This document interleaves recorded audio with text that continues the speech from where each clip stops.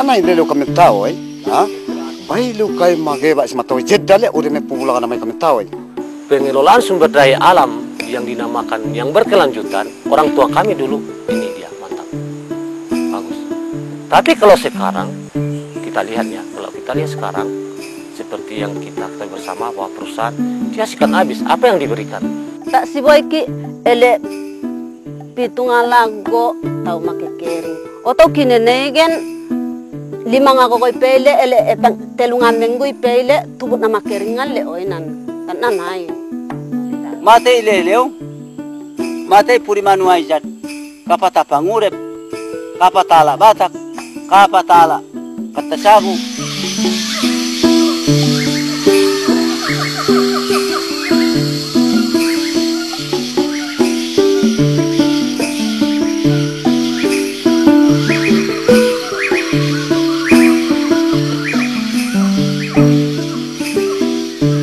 Arti hutan bagi orang Mentawai adalah untuk kehidupan masyarakat orang Mentawai.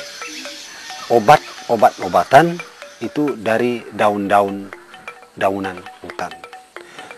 Untuk buat sampan juga dari hutan. Buat rumah juga dari hutan. Untuk berladang pun di hutan. Hutan itu tidak diganggu siapapun, baik yang punya lahan, yang punya tanah, maupun orang lain. Itu yang dinamakan tempat perkumpulan roh-roh nenek moyang kami. Istilahnya di sini umat dasan itu. Di tiap-tiap suku itu ada. Tidak boleh dijamah siapapun.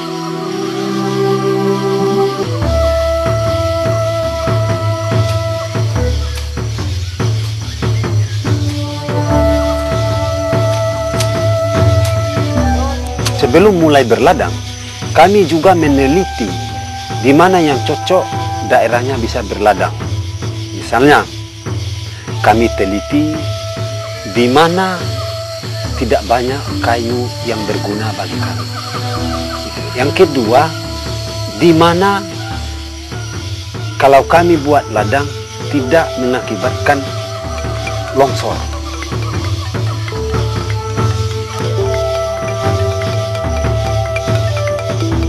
Dulu sambil membuat sampan di hutan itu nampak bibit nangka misalnya ditanam di pangkal yang kayak yang ditebang tadi itu, nampak batang durian, bibit durian diambil ditanam di ujung sana, nampak bambu ditanam. Jadi habis mereka bikin sampan di situ, lama-kelamaan dia akan tumbuh lagi.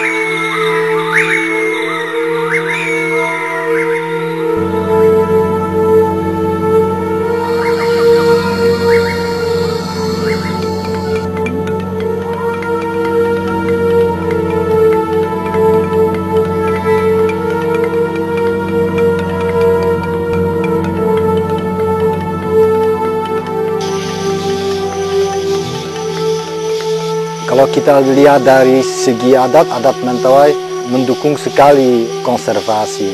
Contohnya pembuatan ladang yang tidak memakai sistem tebang dan membakar. Tapi mereka pakai sistem yang disebutkan slash and mulch. Artinya mereka menebang dan membiarkan kayu yang membusuk supaya itu membantu untuk menjadi pupuk alam. Kalau dia buka lahan untuk ladang dia, biasa dia lihat di mana pohon-pohon yang masih kecil itu dia akan menjaga. Itu disebutkan genege.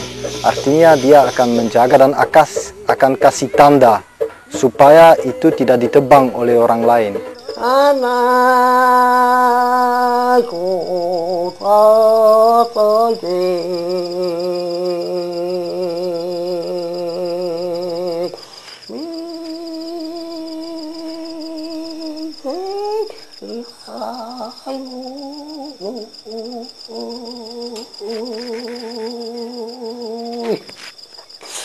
Maisele aku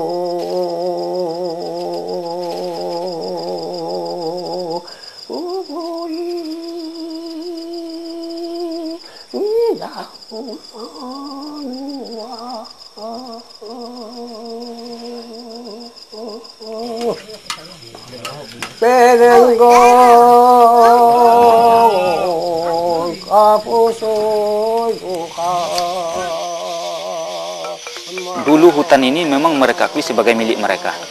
Jadi mereka olah hanya sebatas perladangan. Tidak pernah mereka terpikir bahwa kayu atau hutan dan kekayaan yang ada di dalamnya itu bisa dijadikan sebagai kebutuhan-kebutuhan yang bisa menunjang kehidupan mereka di masa yang akan datang. Tapi dalam perjalanannya muncul isu bahwa hutan ini adalah punya pemerintah, milik pemerintah.